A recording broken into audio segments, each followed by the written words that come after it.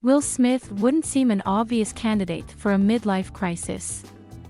Hugely successful, immensely popular, indefatigably sunny but Smith, who stars in the upcoming drama, King Richard, as Richard Williams, father and coach to Venus and Serena Williams, is re-emerging after an extensive period of introspection. The 53-year-old, as he writes in a new memoir, has been meditating, participating in ayahuasca ceremonies and generally asking himself a lot of questions about his own childhood and his choices as a father, husband and movie star. What prompted Smith's self-inquiry? My family was starting to hate me, he says, chuckling. Everything was going so well and everybody was so miserable. I thought, maybe I should take a look at this. From a spiritual standpoint, I started bumping up against the ceiling of what material pursuits can deliver. I climbed a whole lot of mountains and started to realize the carrot on the stick of material success, Smith continues. I guess I started hoping that there was something else, because if hit movies was all there was, I was going to be in a mess. With more than $4 billion in box office, Smith is one of the movie's biggest draws and most natural showmen. But in Smith's blockbuster life, he's no longer interested in pretending to be superhuman. King Richard, which Warner Bros. Will release Friday in theaters and on HBO Max, is part of a new direction for the actor. His performance is a sensitive and soulful portrait of a father who channels all his pain into love for his family. And it's led to the best reviews of Smith's career. A two-time Oscar nominee, Smith is widely considered the favorite to win his first Academy Award.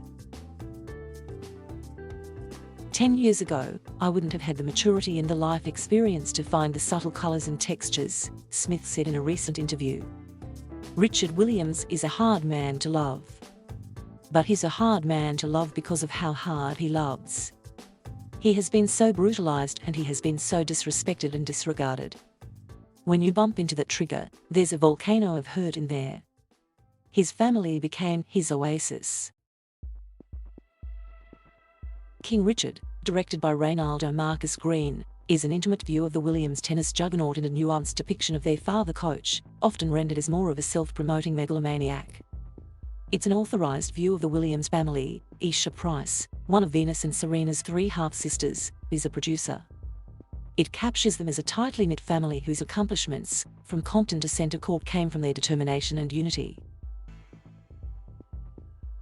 Ingenue Ellis plays Oracene Price, their mother.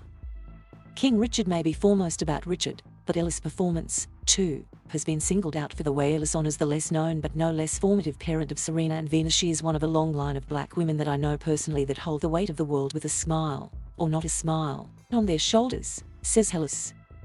Mothers like her, in general, can't compartmentalize what they do in their children's lives.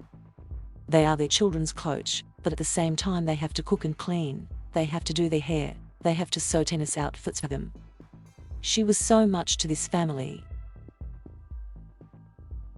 For Smith, the role of Richard Williams has many echoes to his own father. In Smith's new autobiography, Will, penned with personal growth author Mark Manson, Smith describes his father lovingly but also as a hard-drinking, militaristic man with a temper. He recalls, as a 9-year-old, seeing his dad strike his mother, an incident that left Smith feeling, he writes, like a coward for not defending her. A sense of fear, Smith describes, propelled him into show business. Much later, when his father was elderly and confined to a wheelchair, Smith remembers feeling the impulse to push him down a staircase. Such confessions are far removed from the uber-joyful persona Smith has long embodied. As he's showed on a star-studded book tour, with Oprah Winfrey, Ava DuVernay and others, Smith is still a superlative entertainer. But he's now expressing more vulnerability in a therapeutic journey he's presented for all the world to witness. As I'm mining myself and being vulnerable in the exposure of myself, I'm seeing my ability to understand others, and my ability as an actor is increasing, says Smith. My personal journey into the depths of the joys and traumas of my past are definitely helping me to expand and build out a greater emotional toolbox that will allow me to portray more complex characters in the coming years. Smith this year has been shooting Emancipation, with director Antoine Fuqua, a true story about a heavily tortured enslaved man who emancipated himself from a southern plantation and joined the Union Army in the 1860s. The film, which Apple will distribute, pulled its production from Georgia after the state passed restricted voting laws. In Smith, Green, the director of Monsters and Men and Joe Bell, found a locked-in actor. I was meeting a supercharged Will at a time in his career that he has something to prove to himself, says Green. He's looking for somebody to not just tell him yes. He's probably surrounded by people who tell him that a lot. That included talking Smith out of using prosthetics on his face to appear more like Williams. Williams, himself, was never on set. The filmmakers instead relied on Isha Price as their contact to the Williams family.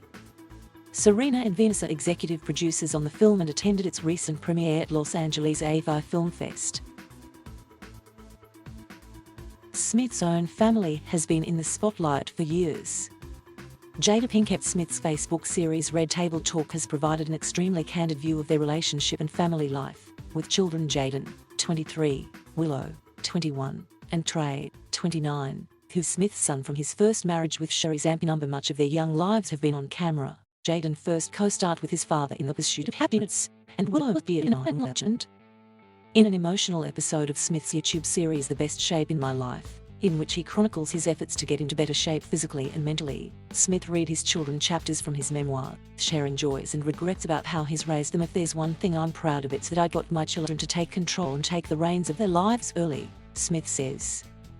I didn't cultivate a dependency on me, perhaps arguably too young and too much freedom. But at a very young age they were freestanding in terms of their thoughts and their opinions.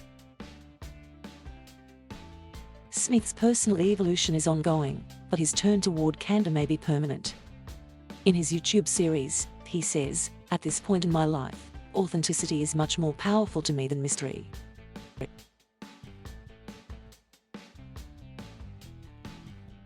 Thank you for watching. Please subscribe.